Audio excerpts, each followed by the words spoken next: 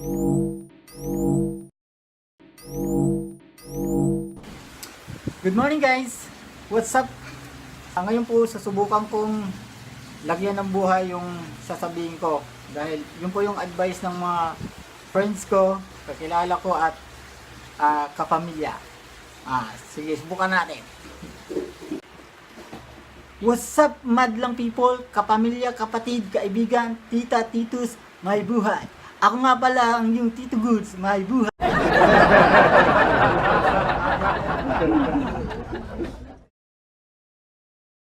Uy, hello guys! Welcome po ulit sa aking YouTube channel. So, ngayon po, ang gagawin ko po ngayon ay ipapakita ko sa inyo kung paano ko ginawa ang animated intro logo ko sa aking mga video gamit ang Photoshop CC. So guys, simulan na natin. So, i-open natin yung Photoshop and then new, file, new, tapos film and video. So guys, pipili ka po dito ng layout na gusto mo, kung anong size po ng layout na trip mo. So yung trip ko guys, ito yung 1280 by 720 lang po, para hindi masyadong mabigat. So andito na po tayo sa layout na napili natin. Meron na po siyang guidelines. Pwede nyo pong tanggalin yan or huwag na lang kung kailangan nyo naman.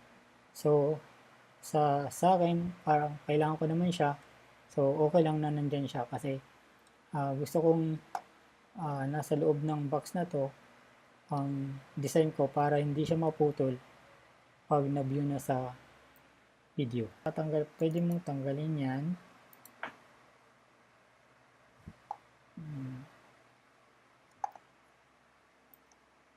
I-delete. Maraming paraan para i-delete yan, or mag new layer ka dito, tapos drag mo siya sa delete, makakala na siya. So kukulangin ko muna siya ng yellow. Gusto ko kasi ng bumblebee yung kulay ng design. Ayan. So yun siya guys, yellow na siya. So kung may picture ka na gagamitin para sa logo mo, gumamit ka ng picture. Saan ba yan? So guys, yung gagawin ko nga palang video na to ay ito po yung vlog number 2, vlog 02 ko. So ayun guys, napili ko tong picture na to. Unlock ko muna siya. Tagalin ko yung white background, pati yung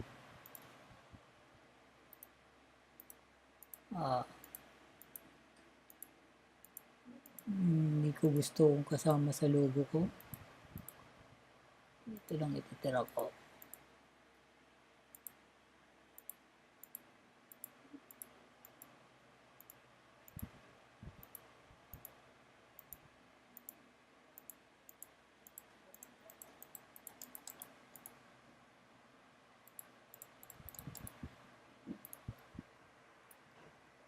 Guys, so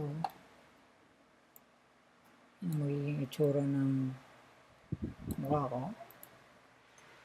Ako nga pala to guys, dati nung high school ako, yan yung mukha ko dati, pati yan yung buhok ko. So guys, gagawin natin tong dalawang kulay lang. Gagawin ko tong black and white. So kung paano yan, punta muna tayo sa image, adjustment, then resolve. So dito guys, pwede mong i-adjust kung gaano ka black and white yung gusto mo. Gusto mong i-white, gusto mong i-dark, pwede. So yung dyan lang. So pipili ko, ito yung napili ko, mga siguro 80. So okay na yan. So gusto ko guys gawing yellow yung mukha ko. Add layer ka lang, tapos baba mo. Then, clear mo ng yellow. Tapos, click mo sa taas na layer.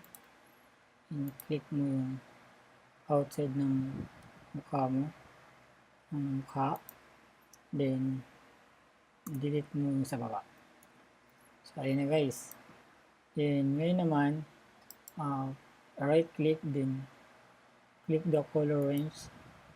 Tapos, click mo yung white para lahat ng may white matatanggal. So, okay. So, ayun guys. Ayun guys, dilaw na yung natin. Mukha natin. Then, i-merge na natin yung dalawa. Right click din. Merge layer. So, ayun guys. I-copy na natin dun sa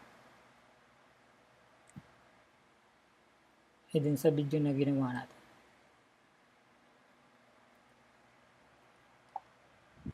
Copy na natin dito. Ayan na siya guys.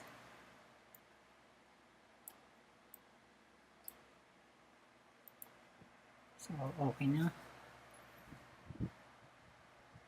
So, ang susunod naman na gagawin natin ay lagyan natin ng effects yung text saka yung logo natin. Click nyo lang to guys kung gusto nyo lagyan ng outer glow. So, ayan guys. O, at saka drop shadow. Kung gusto nyo naka-emboss yung letters nyo, ayan din. So, ayan guys. At click nyo na naman to. Then, outer glow. So, outer glow yung ilalagay natin dyan guys. Lagyan na natin ng music guys.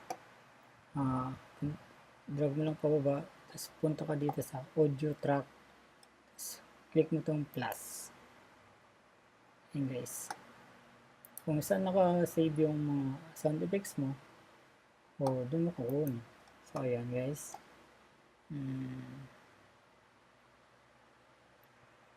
Yung napili ko.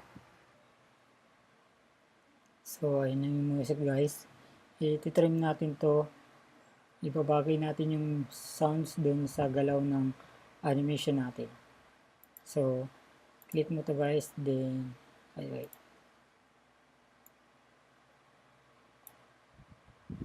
Click mo to yung scissor na sign. So, ayan. Tapos, punta ka naman dito. So, ayan guys. Click mo din to. So, gusto kong i-delete na to kasi hindi ko na kailangan yan.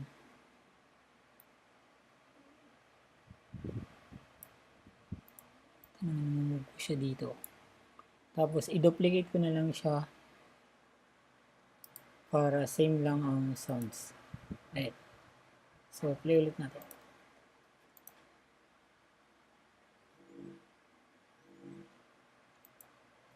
Ayan guys. So, yun nga guys. Kung satisfied ka na sa design mo, i-render na natin. Pwede pong click mo yung file, export, then render video. O kaya, click mo din itong arrow sa baba. Diyan, ayan, pipili ka. File name, final logo. Tapos, pipili ka ng lugar kung saan mo siya i-save. And then, yung format. Ayan. Tapos,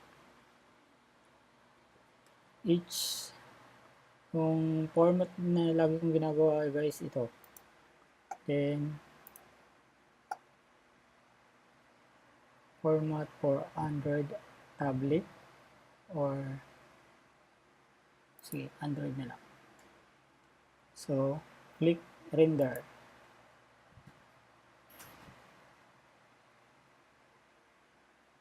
So, hintayin mo na lang guys hanggang sa matapos. So, pagkatapos mag-render, punta na naman natin yung final output natin.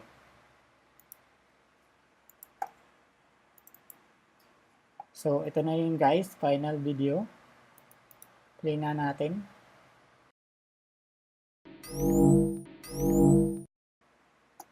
So, hanggang dito na lang po ang video tutorial ko.